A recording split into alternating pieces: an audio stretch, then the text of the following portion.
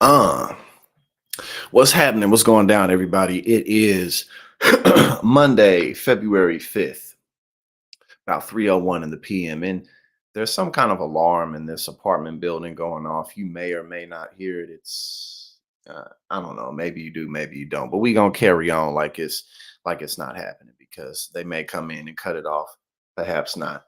But either way, I hope that everybody had a good weekend. I hope that everyone is feeling good and ready to carry it forward. We are, a couple days into a new month, January, and just this time of the year can be rather difficult for a lot of reasons. It's cold, the days are short, maybe certain things are coming to an end, maybe certain new things are beginning. There's a lot of stuff that goes down, but it can really, really be hard on people's mental health. So we chugging along and we are almost to the springtime. We got Distracted Gardener, we got Jeremy D. What's going on? But we chugging on. We getting one day closer to spring every day. And I thank you, Distracted Gardener. Thank you for popping in. Appreciate you. Definitely always good to have you. But But yeah, let's keep on taking everything one day at a time. Get to the spring as it warms up. Make sure that we are going outside. Be in nature, get some fresh air. That really can help out a lot. So definitely looking forward to what the year yet has to bring. So let's go ahead and get to it. We got, Monday often can be slow, but we're getting into other type of stuff too. We've been having a lot of fun talking about different topics. But either way, let's go ahead and check this out first. This is what I got. Oh, we got Jen in the building. What's going on, Jen from Down Under? Hello. How you been? Hope you've been well. Good to have you here. All right, so we gonna start off here because this is the first tab up, so we just gonna get things rolling. All right, we got Fox News anchor challenges Sarah Huckabee Sanders on GOP's opposition to border deal. Which again, this is nothing new, but um, the border crisis or the issue with the border is not new. It's been going on since longer than I've been alive. As far as I know, I turned 32. I turned 32 years old this previous Wednesday, and as far as I know, the border has been quite compacted, quite flooded for longer than I've been around. Um, and partisan politics isn't new. So Republicans rejecting a border deal, obviously, I mean, they got to do something. They got to be able to point the blame as we get closer and closer to election day. Trump is doing well in the polls right now, but Republicans got to do everything they can to keep that the case. So again, partisan politics is not surprising at all for something like this. He's been knee deep in this thing for months now, and he was on a bit earlier today on Fox and Friends. I just want to play this. We've heard a little bit of it moments ago, but just listen carefully to what he supports in this bill. Watch. The key thing here is changes the asylum laws, builds more wall, adds more detention beds, adds more deportation flights. We got Felicia. Yes, I'd like to do. I definitely would like to do politics and paper a bit earlier, and I know that I will. But right now, I just got so much work to do on a daily basis. I just don't get up that early. But we will work towards that because I think that that'll just work out better in general, especially now that we're posting stuff after the live streams. But when we get an editor, that'll just make things way easier. A lot is coming this year. We passed 2,000 subscribers last week as well. Changes this 10-year backlog that we're currently in now to weeks before people are actually deported. That's what the bill really does. So right now, if you walk across the border today, you can say, I have fear in my country, and you'll be released into the country for 10 years. Under this bill, you walk across the border and say, I have fear in my country. They say, prove it. You've got to have a higher standard of evidence. If you enforce all that, it sounds pretty good on its face. And the other thing he said is that it builds more wall. This is a Democratic president who would be signing this if it were to pass out of Congress in its current form. Jen, thank you so much. I appreciate that. I really do. I really appreciate that. And we got Bibliophile in the building. We got Felicia. Yes, the gang is here. But thank you, Jen. When you spend the money on the wall is to be debated. A lot of that comes in 2025 and beyond. But just on its face, Governor, What do you like about what they have done inside this bill? Well, I think anything that we're doing that makes it harder for people to just freely walk in. Right now, we have had, under this administration, completely and totally open borders.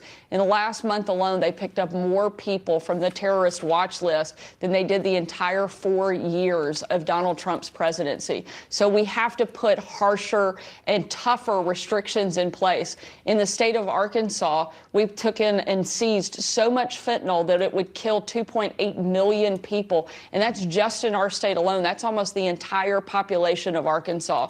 I'm not saying there aren't some good merits of this legislation, but if they're not going to take serious action at the congressional level, then Republican governors are going to continue to step up where the federal government is failing. And I'm committed to being part of that coalition of governors that will keep fighting to make sure we have a secure border.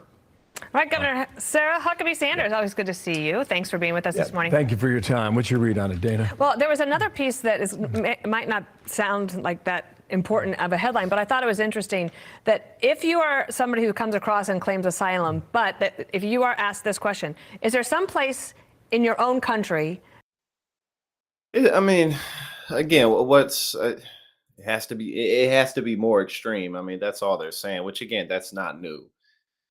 We've had people talking about, just shoot them when they're coming across the border, like, Trump supporters, the MAGA cult when they're interviewed and things like that. And just the call to further militarize the border. Marjorie Taylor Greene's always talking about that. She said something about our troops don't want to be wherever it is. They want to be at the border, protecting the border or some shit like that. So we just have to get more extreme. Is the way to go, I guess. Now, apparently, Nancy Mace is having a bit of a hard time right now. We got Sigourney in the building. Hello. Yes, apparently Nancy Mace is having a bit of a rough go professionally at the moment. So we read, Nancy Mace's office is in chaos, with her entire staff turning over since November and her former chief of staff running against her. Oh, it's not a good place to be in. And again, especially just like with elected office, you get elected. It's not. I mean, obviously, you can get fired from a job, you can get furloughed or let go or whatever. But it's just not quite the same. Like things really can all of a sudden be on the line when you're in an elected position. So this isn't a good spot to be. Staff turnover in Republican Rep. Nancy Mace's office is about as high as possible as she deals with a primary challenge from a former chief of staff, a recent report revealed. On Monday, the Daily Beast reported that her entire Capitol Hill staff has turned over since November 1st. Of the 9 staffers, 8 quit. The only person fired was her former chief of staff, Dan Hanlon, whom she let go on December 1st. 2023, and who reportedly left with the office popcorn machine. He left with the popcorn machine. He said, fuck y'all, I'm taking this motherfucker. Y'all ain't really gonna do nothing. You can just get another popcorn machine. Are you really, I know I'm petty for taking this popcorn machine, but are you really gonna be so petty as to do something about it? Probably not. So I don't know what happened, but the popcorn machine is probably just chilling in his garage somewhere or chilling in his basement in his man cave. I don't know. Maybe he gave it back. Hanlon is now running against her in South Carolina's 1st congressional district. Oh, my man's so he took the popcorn machine and then he said, and I'm gonna run against your ass. Oh, well, look at that.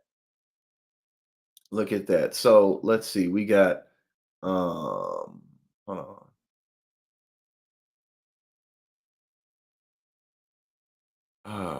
Where were we? I was just catching up with y'all comments. Twin Dragon, definitely hate to hear that. Definitely hate to hear that. All right.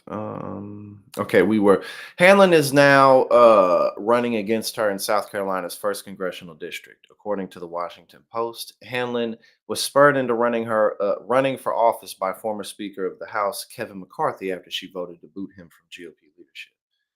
Mace's office has gained a, quote, toxic reputation in recent months after her former staffers told several publications they were given unrealistic expectations, worked exhausting hours, and felt that they were abused under her leadership. Definitely not a good look. Definitely not a good sign. I mean, you know, working yourself into exhaustion and having unrealistic expectations can, it can get you along for a while. It can maybe get stuff done for a minute, but at the end of the day, one of the things that you learn is, and this is kind of entrepreneurship or really building anything, but I guess it's definitely similar to this. But you can put it, working harder and working smarter is definitely necessary, but you can't really erase how much time things take. Process take sometimes process just takes a while. Sometimes it's real quick, sometimes it's months, sometimes it's years. But um it just made me think in terms of, why they would be like, nah, I'm good on Nancy Mace. Because yeah, like it doesn't take long before, like, when you're overworked, you just you just fall out of balance. You just fall apart. You get real depressed. You just don't feel right. So that's definitely not good. All right, so we got where are we? In November 2023, a separate report from the Daily Beast noted that several of her former staffers questioned how highly the member seemed to value television appearances and time in the spotlight more than legislating. What does she came out, she was like, "This is my scarlet letter." I don't remember what it was for though. Cuz she was no, I think it was because she was one of the 8 Republicans who voted to oust Kevin McCarthy, I believe. Yeah, I think that's it. I think she was one of the 8 with her scarlet letter. Mace's conduct in office has done more than rankle her former staff. It's also given her opponents plenty of fodder in her campaigns to unseat her. Democrat Michael B. Moore, her possible opponent in November, said, quote, "She says one thing, she votes another, as do many a politician." That's quite common in the halls of Congress, Republican or Democrat. Corruption does its thing. Quote, "People are getting tired of that kind of thing." A representative from Mace's staff did not respond to Business Insider's request for comment. Oh, well. Hold on. What? Oh, it's all types of Nancy Mace stuff down here. Let's see. Nancy Mace betrays. Oh, yeah, when she betrayed Nikki Haley. Oh, yeah, we got that. Well, it appears that some chickens have come home to roost uh, with Nancy Mace. I can't say that I feel sorry for her. I can't say that I don't wish her harm, but I definitely don't mind if she loses her upcoming race. Definitely don't mind that at all. Now, we got some George Santos coming up, but first, hold on, let's see. Oh, we got a variety of stuff. Oh, we got 2 George Santoses today. We got George Santos talking shit about Ann Coulter. We got him talking about his success on Cameo. You know, he raking in that money from Cameo. He doing his thing. He doing it big. So we gonna get into that. We gonna get into some George Santos after whatever it is that we do next, because I got a variety of things pulled up. Well, we talking about Ann Coulter twice, so let's just do it like this. Let's go ahead and get into Ann Coulter. She has something to say to Donald Trump. Well, let's see. So Ann Coulter offers brutal advice for Trump. Die. Quite brutal. Ms. Coulter was previously one of Mr. Trump's most prominent supporters, but turned against the former president after accusing him of betraying his voters. Yeah, she wrote a book called "In Trump We Trust" or something like that. Okay, what's she talking about? Influencing certain conservative outlets on TV and radio is everybody they hear from is one of the, diehard, the few dwindling remaining Trump fanatics. But after the election and then after January 6th, normal people, I'm not a normal person. I'm a political nut, and I stopped paying attention to politics. It's just a drag. You always disturb my. Oh, well, that didn't seem to be the comment. Hold on, where is it at? So let's see. We got that now. What does she say? Conservative commentator Ann Coulter did not mince her words when asked what former President Donald Trump could do to help us take America back. Maybe he could die, she wrote on X. Ms. Coulter was previously one of Trump's most prominent supporters. In 2016, She endorsed the former president and authored a book, "In Trump We Trust." E pluribus awesome. How embarrassing. That's fairly embarrassing right there. All right. So onward. However, she turned against the former president after accusing him of betraying his voters by failing to complete the much touted wall along the US Mexico border to stop the flow of undocumented migrants. I mean, I don't really understand why someone like Ann Coulter would think that he ever honestly was going to do something like that. Like, I can see if you're some, like, I don't know, some hick in the middle of the country who just, is like addicted to right wing television. But Ann Coulter should have known better. I would think, at least, and to honestly believe that, oh yeah, Trump's going to get in office and he's going to build this huge wall. I think really what Ann Coulter is upset about is that Trump is embarrassing. He's always in some controversy. He's always in a scandal. He's always in the middle of a lawsuit. He's always just doing, and I think honestly that's more what she's upset about, because Ann Coulter is not a stupid person.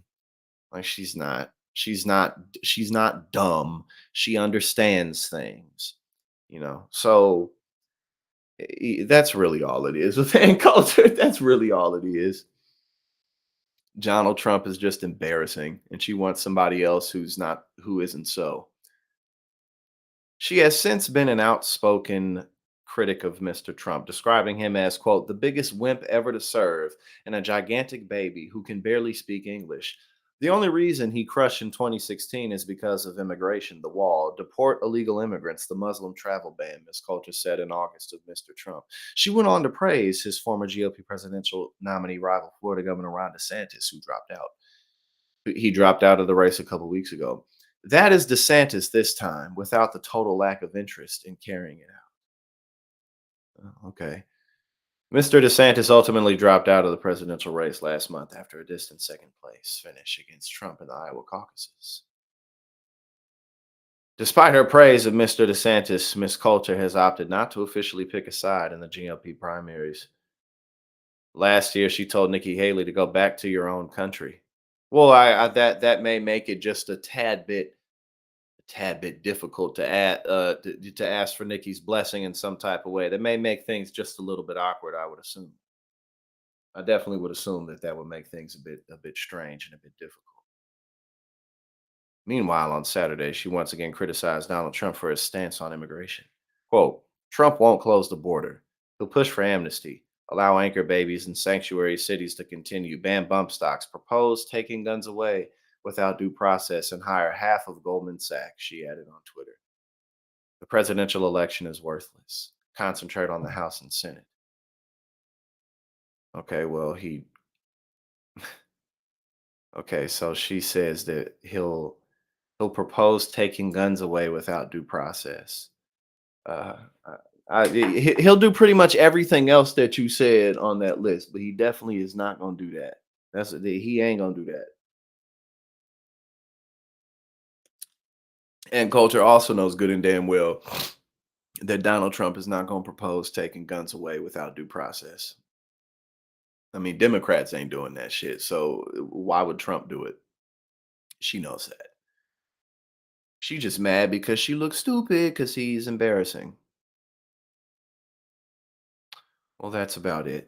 She called him a hat. The former president previously described Miss Coulter as a has-been and a stone cold loser.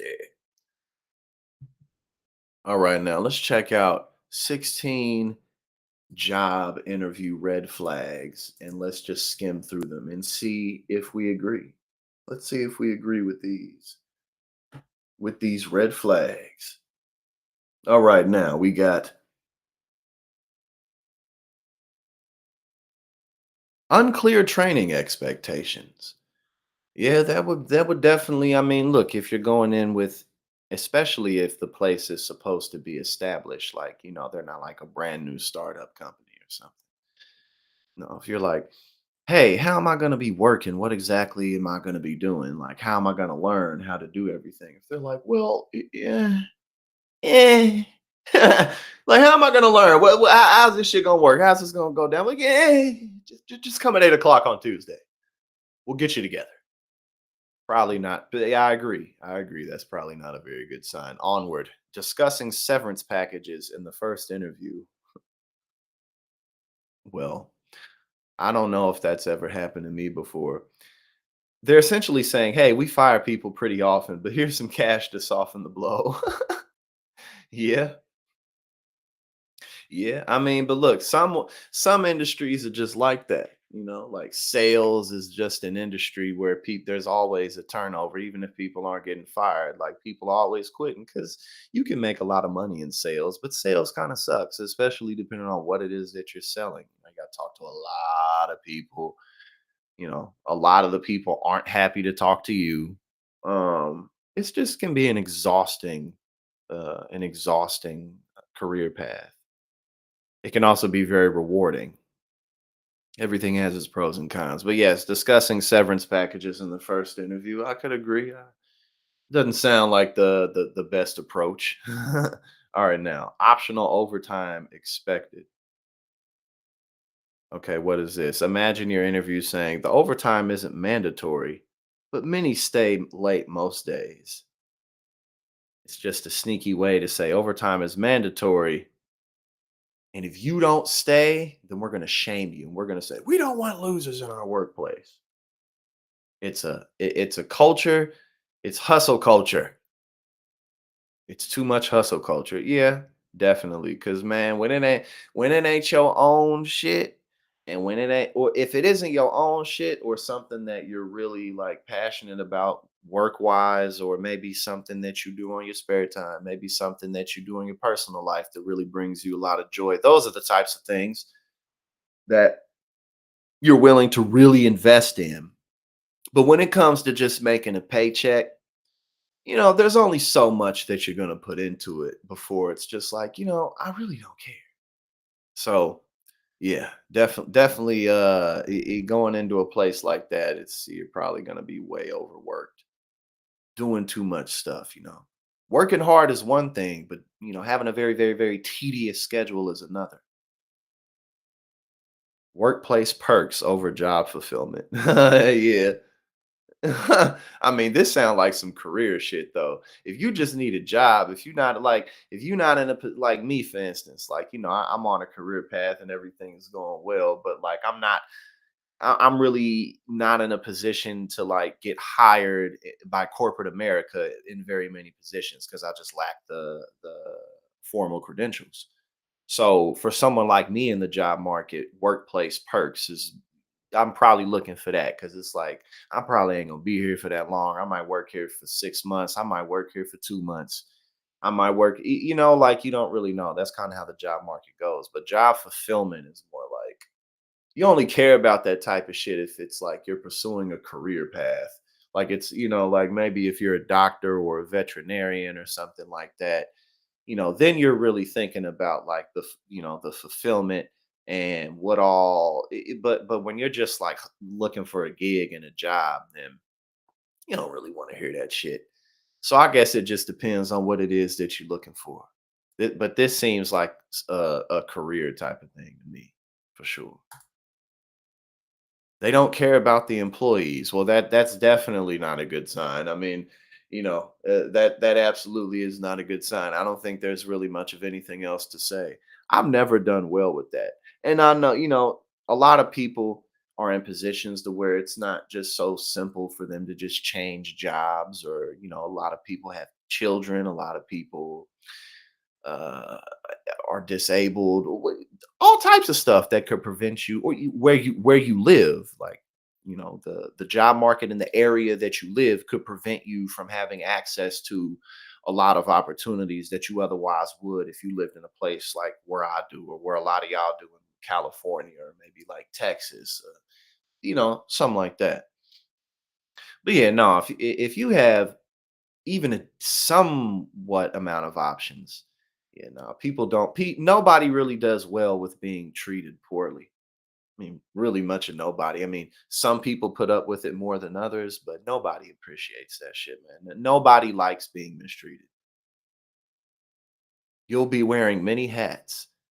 I mean, unless it's a startup company, that's expected if you're wearing many hats. But if you're just trying to get a job, if you just need something to pay the bills and do what you need to do, or if it's just you want to, again, like you're a specialist of some kind, like a doctor, a surgeon, a veterinarian, a lawyer, like you probably won't want to wear many hats either. You have a specialty and you want to focus on that specialty, like whatever that may be. So yeah, I agree with that. High expectations, low pay. Oh yeah, no, fuck all that shit. That's sales too. That's why there's such a high turnover in sales, because if you make a lot of sales, you can make a lot of money. But at the end of the day, like a lot of the time, what are you selling? Like cable TV packages and cars and like silverware, shit like that. So yeah, no. You're expected to pay for the uniform. Oh no, fuck all that shit. That's that multi-level marketing shit. Just drop $500 to we'll send you a couple boxes of supplements. We'll send you some t-shirts, and then, just go recruit more motherfuckers to do the same. Pass the $500, spend $500, we'll send you a box full of shit worth about $100, and we'll keep the profit moving on up the mountain. No show boss during the interview. Well, I guess if you're expected to see the boss or something, then yeah. But if not, then everyone looks exhausted. Yeah, well, shit. It depends on what you're doing. But yeah, no, that's not a good sign either. We don't like to hire a lot of people. We like to keep our bills way down. So we keep our staff super low. So you'll be doing pretty much everything. You'll be handling pretty much everything. Vague job descriptions. Oh yeah. So what exactly am I doing here? Uh, uh, we'll just figure it out. Just go in there and be a winner. Work hard, play hard, deception. When an interviewer tells you this, it's more likely a sneaky move focusing on play hard to distract from the reality of work hard. They want you to think about ping pong and beer, not ask about work life balance. Oh, so they're just trying to distract you. If they dodge the salary talk, oh yeah, how much am I going to be paid? We'll talk about that after you take the job. Just sign the contract, take the job, get to work, and then 2 weeks later you'll find out. Well, more like 4 weeks later, because more like 6 weeks later, because the first two checks are kind of low. You know how that goes. Well, I guess if you're on a salary, then you're getting paid the same thing every month or every other week or whatever. But yes, when they say you should be grateful for the interview, I've never experienced that, but that's funny as hell. You know what? Be like, your peasant plebeian ass should be fucking grateful that we even called you, that we even want you in here.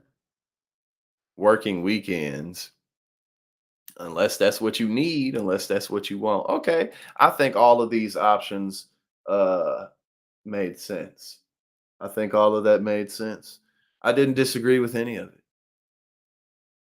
There wasn't a single post I disagreed with. All right, now what we got?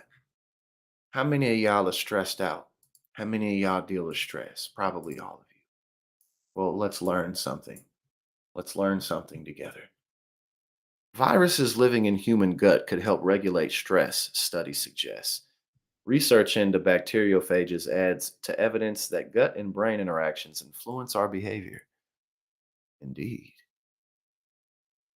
Viruses are widely regarded as harmful to our health, but a subset of viruses living in the gut could play a crucial role in regulating stress, research suggests. Well, I know you know about bacteria and shit, like a lot of bacteria. The bacteria that we have throughout our bodies that helps us digest things and do this and do that and whatever. The discovery adds to mounting evidence that interactions between the gut and brain influence people's behaviors and could eventually lead to new treatments for stress related conditions that target the vast community of viruses living inside us.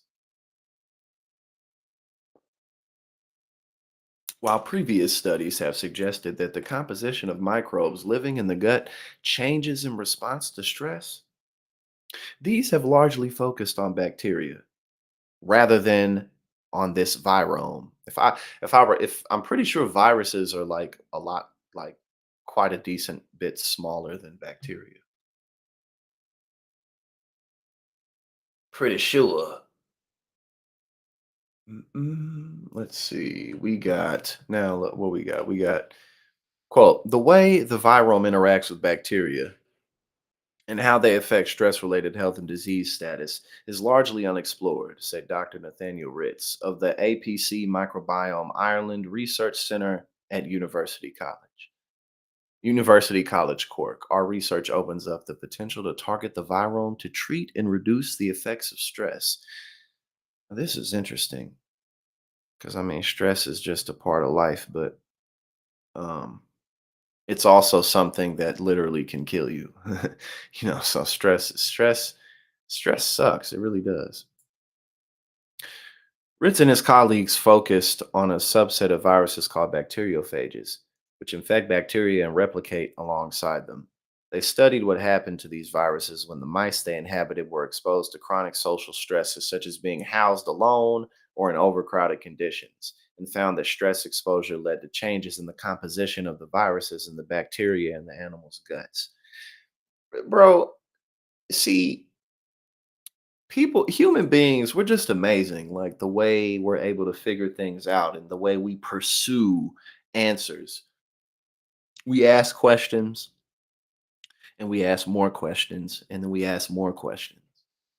I mean, the fact that human beings discovered, improved, and know about all these all this microbial life and put these experiments together. I mean, we're people are just cool. Yeah, we're just cool.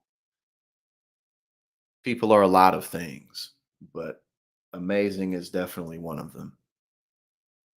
Next, they harvested viruses from the droppings of unstressed, healthy animals and transplanted some of them back in. Once the mice had been exposed to chronic social stress, the research published in Nature Microbiology suggested these transplants reduce levels of stress hormones and curb depression and anxiety like behavior in the mice. So they did like what do you call those? Uh when you replace something, yeah, they did a shit replacement. They let the mice take shits and then they they put it back inside the other ones, inside their guts. That's how they discovered how that worked. While further studies are needed to assess whether virus transplants are beneficial to humans suffering from stress related conditions, the research provides some of the first evidence that gut viruses are involved in the response to stress. And that manipulating them could have therapeutic benefits. Bro, that's cool as hell. Like, that's just cool as fuck. Very interesting. All right. Quote, given that the virome composition varies greatly among individuals, it may open the door for personalized medicine approaches for stress related disorders in the future, said Professor John Cryan at APC Microbiome Ireland, who led the research. One thing for certain, we must acknowledge that not all viruses are bad, and they can play a key role in keeping the bad bacteria in our gut at bay, especially in times of stress.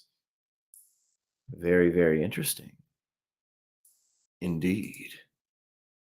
Okay. Now I saw a headline, and I hope Trump doesn't actually think this because this wouldn't go well for him if this did go down. Trump says Gavin Newsom would be an easy presidential opponent after speculating that Biden may not be the Democratic nominee. No, no, no, no, no. Gavin Newsom would absolutely wipe the floor with you, bruh. No, don't let it go to your head now. You just might beat Joe Biden. You just may do it. You just may pull it off. But Gavin Newsom, nah, bro, you ain't gonna do that. You ain't gonna be no damn Gavin Newsom. Hold on, let's see. Do I even want to go over this one right now? Yes, a fecal transplant. Exactly, Dora. That's what it is. A fecal transplant. Nah, I don't want to do this, man. I don't want to go over that one. Let's talk about George Santos. We got a couple of things from George Santos. You know, our guy. He's our guy. George Santos turns on Ann Coulter, a washed up, miserable sourpuss. Can't say I disagree with that, but let's get further and deeper into it. Uh Conservative media pundit Ann Coulter managed to make MAGA cultists furious over the weekend with her latest comments about Donald Trump. And we just went over that one when she said he could die. Hold on, let's see. Okay, what did George Santos say? I don't know. He said more, and we're gonna bring it up. He said, Why is this washed up, miserable single sourpuss still talking smack about Trump? Can she just get back to fantasizing that her gay friends are straight and will sleep with her?" Ann Coulter is a sourpuss, and her body will be discovered by her agonizing cats, screaming for her the day she dies alone in her Manhattan apartment because nobody can stand her bitterness. Oh God! You know what? Oh, he won a Grammy. Yes, he did. Yep, he did actually. George Santos did win a Grammy last night, Twin Dragon. You're right. I totally forgot to bring that up. I totally forgot to mention. This dude said, Ann Coulter is a sourpuss and her body will be discovered by her agonizing cats, screaming for her the day she dies alone in her Manhattan apartment because nobody can stand her bitterness. Damn, George Santos is not holding back. My man's is not fucking around with nobody. Matter of fact, yes, artist of the world, exactly. Matter of fact, while we on George Santos, let's go ahead and get on to this next dose of George Santos. Let's do it. Yo, I ain't gonna lie, that was a pretty crucial burn he did to Ann Coulter. That was pretty nice. You got to tip the hat to the brother. I mean, the guy, he can't help himself. He can't help a con. He can't help a fraud. A lot of people he can't help but steal from motherfuckers. But you got to hand it to him. He's pretty fly. He's kind of fly, and hey, he'll roast your ass. So you got to be careful. You got to be careful. So now let's see what he's talking about. CNN catches up with George Santos, who proudly claims he's a hit on Cameo, 1,200 videos to date. I believe that. Now, that's one thing I do believe. When we last saw you, you said to hell with this place, referring to the Capitol. Are you still angry about being expelled? Or Y'all should get George Santos and get a cameo of him. If y'all got a loved one or like friends or family or something like that, a significant other, whatever, they got a birthday coming up or whatever, get them a George Santos cameo saying happy birthday. What do you say to them now? Well, I'm just waiting to see Cori Bush's expulsion resolution come down the pike, and hopefully the same process be amended to her, right? Because she said anybody under the suspicion of a criminal activity should be removed from Congress. Well, Cori, put up or shut up. That's how I say the hypocrisy. Yes, the hypocrisy. Cori Bush did the exact same shit that George Santos did. So much hypocrisy there. My man said, Cori Bush, go ahead and drop out. Go ahead and get out. Go ahead and resign because you're just like me. See, never ceases to dawn on me, or I think on the American people. So that is that's like just like key narcissism right there. It's like a whole mountain of evidence against them, and they get like a single pebble of something against you. Like you'd be like, bruh, like literally like an entire skyscraper full of shit against you. And they're like, well, look at this tiny little pedal. Look at this tiny pebble. Look at this tiny puddle. And then they just won't get off of it. So I want to ask you, because you've been in talks over a possible plea agreement in the federal indictment you're facing. Do you expect you will reach a plea deal that will keep you out of jail? Well, Manu, here's the reality. I can't talk about what's going on there. There's a process, right? the reality is that this is just part of the process. It's part of the conversation in any investigation, in any trial, specifically with the DOJ. But I can't report to say yes or no, or it would be A, irresponsible, B, it would be ill-fated for me to talk about this at this time. But we're definitely moving through the process, and this is part of Moving the through the process. But I mean, you've process. said for so long that these charges were false, but by pleading to it, you're admitting guilt here, wouldn't you be? Well, look, here's the deal. I didn't admit that. I didn't, again, say that I'm going to take a plea deal, but this is part of the process. It could happen. We don't know. Let's just see what the process shakes out to. I'd love to come back on your show and talk to you later this year if you'd like to. Yeah, well, we'll be talking to you. 1,200 cameos to date. And like I said, I could believe that, like I don't, you can't really take seriously nothing that George Santos says, but I believe that. Hold on, what is this? All right, let's see what's up with this. Donald Trump just did an interview. There's a couple minutes of it. We're going to watch it. It says Trump reveals he has several good ideas for a VP candidate. Who might that be? Who your VP is? Not for a while. I mean, Not for a while. we have so many great people in the Republican Party, but not for a while. Well, what criteria are you using to identify who your running mate is? Always, it's got to be one thing. It's got to be who would be a good president. I mean, you always have to think that because, in case of emergency, things happen, right? No matter who you are, things happen.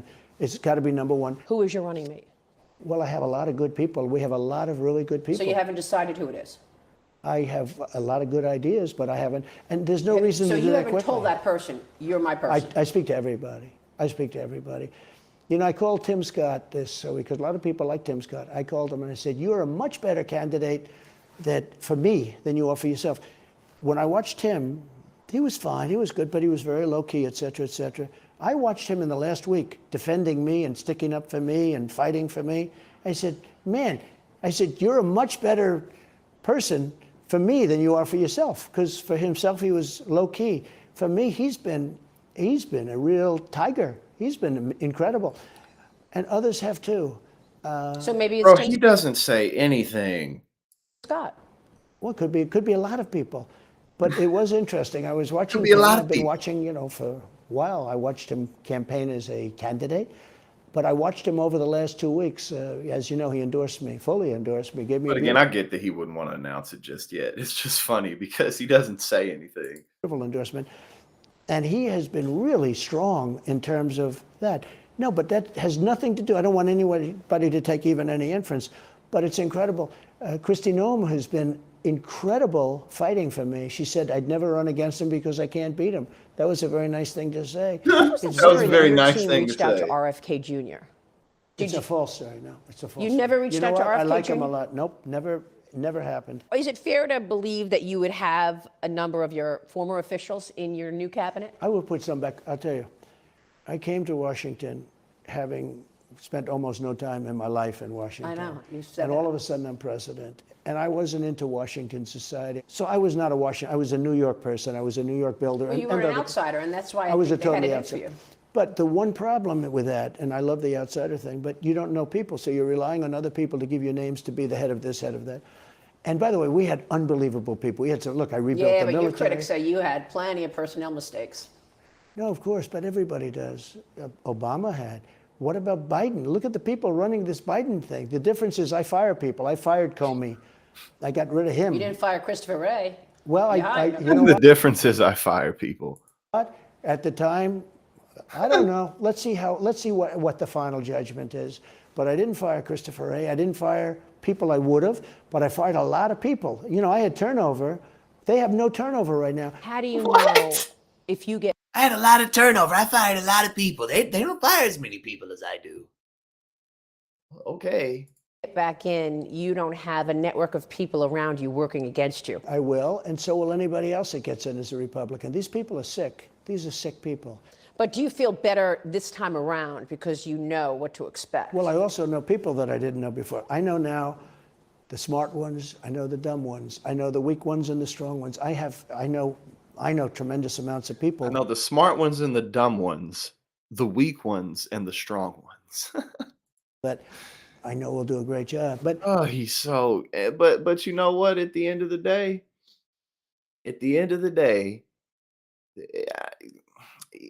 Millions of people want him to be president, despite the fact that he is a complete and utter clown. Now, here's something that I thought we shorter stream today. It's Monday. Monday streams are typically a bit slow. Well, not slow, short. They're typically a bit short, but I thought that we would close with this. Oh, we got Fritz in the building. We got Fritz in the building.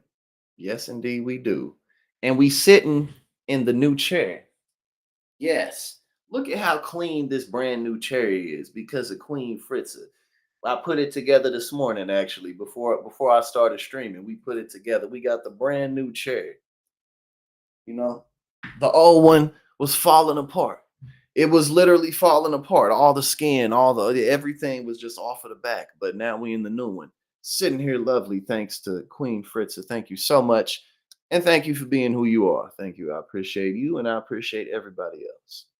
Now, let's see what we got now. Oh, yeah. So now I thought that we would finish with this because this is very true. This is very true.